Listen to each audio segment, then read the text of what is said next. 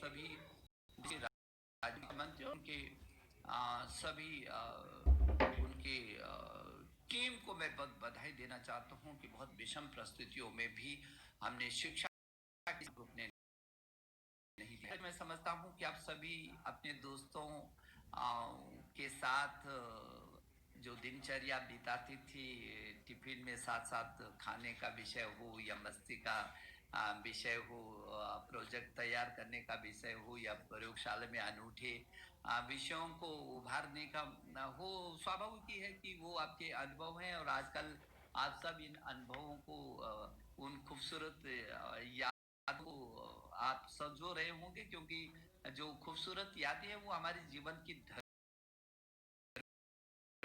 जीवन के ये पल हमारे मस्तिष्क में जो सदैव जिंदा रहती हैं, वो हमको आगे बढ़ने की न केवल प्रेरणा देती है बल्कि वो सुकून भी देती है। और जब सुकून प्रदान होता है तो आदमी को आगे बढ़ने का फिर एक मौका मिलता है, आगे बढ़ने का भरोसा मिलता है। मुझे भरोसा है कि बहुत जल्दी हम इस जीवन में लौट आएंगे और जो ये परिस्थितियां हैं इनका मुकाबला करते हुए, क्योंकि बहुत तेजी से परिस्थितियां अभी भी बदल रही हैं, हम फिर स्कूल में आएंगे और अपनी पढ़ाई को उसी ढंग से विधिवत जारी रखेंगे।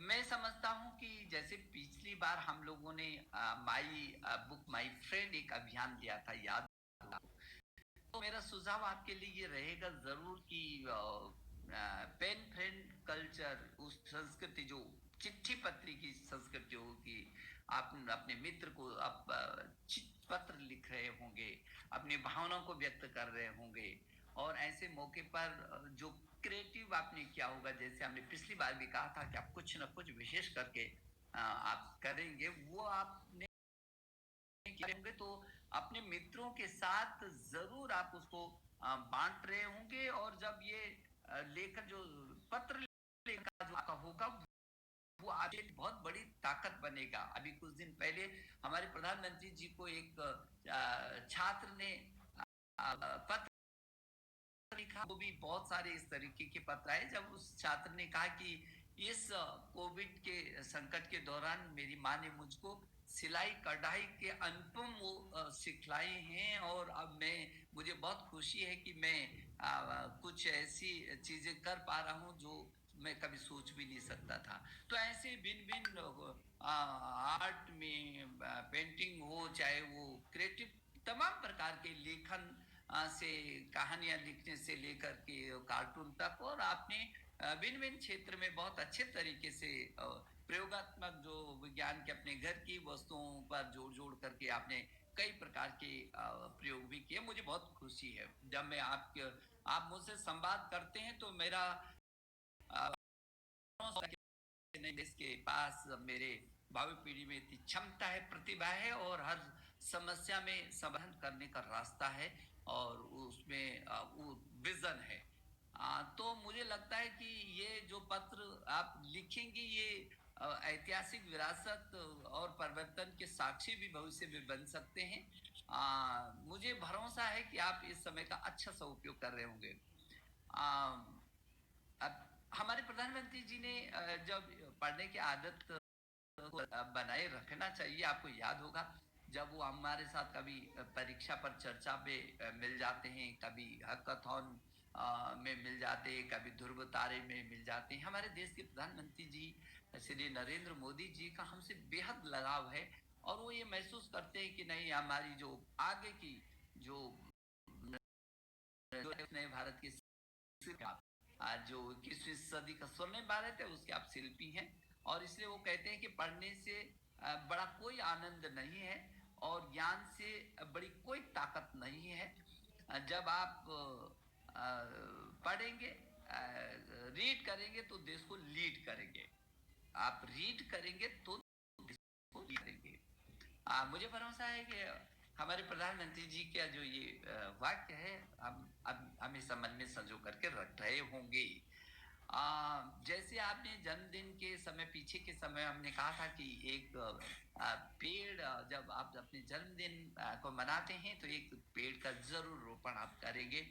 और मुझे ये खुशी है कि न केवल आपने उसको किया बल्कि अपने परिवार के लोगों को भी आपने प्रेरित किया। मेरे पास तमाम ऐसी सूचनाएं हैं, मेल है, संदेश हैं, जब छात्र छात्राओं ने कहा कि न केवल हमने बल्कि हमने अपने परिवार के लोगों को भी जब जन्मदिन पर बजाय होटलों में बड़े बड़े होटलों में जाने के बजाय हम लोगों ने वृक्षारोपण किया, कुछ रचनात्मक काम किए, उनके जिसका भी जन्मदिन था उससे भी आगे प्रेरित किया कि नहीं वो भी अपने जन्मदिन पर जरूर एक पेड़ लगाएं। मुझे बहुत खुशी है कि आप परिवर्तन के दो भाग भी बन रहे हैं और आपने एक नई संस्कृति को भी पैदा किया कि अपने जन्मदिन पर आप पुस्तक को भेंट कर रहे हैं, तो ये बहुत अच्छी बात है। और ये पठन पाठन की जो संस्कृति है ये हमारी जो ताकत है उसको और बढ़ाएगा। कुछ राज्यों ने पीछे के समय जब हमने राज्यों पर इस बात को छोड़ा था और अब बार बार आप पूछ रहे थे कि कब स्कूल खुलेंगे, और देश के विभिन्न राज्य समझ सकते हैं इस देश ये दुनिया का सबसे बड़े लोकतांत्रिक देश है। ऐसे में हमने सभी राज्यों के मुख्यमंत्री जी से ये अनुरोध किया था कि वो अपने राज्य की परिस्थितियों को देखते हुए वो अपने स्कूलों को खोलें। पीछे के समय में 17 राज्यों ने अपने स्कूलों को खोला है। हालांकि अभी छात्र संख्या बहुत कम जा रही है, लेकिन जैसे जैसे परिस्थिति वो आगे हमारे सामने आपकी सुरक्षा और आपकी शिक्षा ये दोनों बहुत जरूरी है। आपकी सुरक्षा पहले और आपकी शिक्षा फिर उसके साथ चट्टान की तरह खड़ी रहे।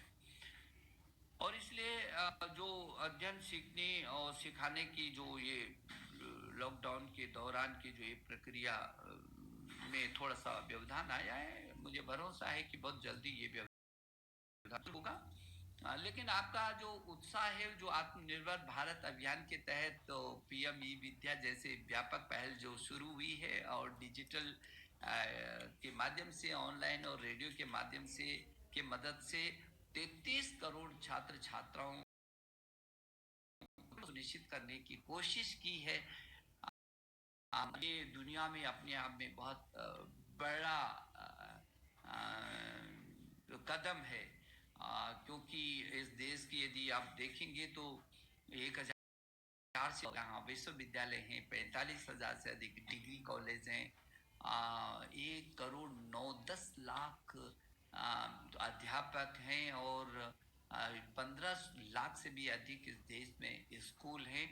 और यदि छात्रों की संख्या को मैं कहूँगा तो जितनी कुल आबादी अमेरिका की नहीं उससे भी ज्यादा 33 करोड़ से भी अधिक इस देश में छात्र छात्र हैं। आप समझ सकते हैं कितना बड़ा विस्तार लिए हमारा देश है। स्वयं है, दीक्षा है, स्वयं प्रभा है, तमाम आईआईटी पाल, शिक्षा वाणी, पॉडकास्ट और साइंस कार्यक्रमों को आप तक पहुंचाने की कोशिश की है। और प्रज्ञाता गाइडलाइन के माध्यम से समय समय पर विभिन्न निर्देश भी लगातार स्कूलों को जाते रहे, जो आप तक आते रहे हैं। मुझे इस बात की खुशी है कि सीबीएसई द्वारा जो आयोजित 10वीं कक्षा की जो परीक्षा हुई उसमें छात्रों ने सफलता अर्जित की है ऐसे समय में भी। और इस परीक्षा में कुल 17,50,000 छात्र बैठे थे और जिसमें 16 लाख से भी अधिक छात्र उत्तीर्ण हुए हैं।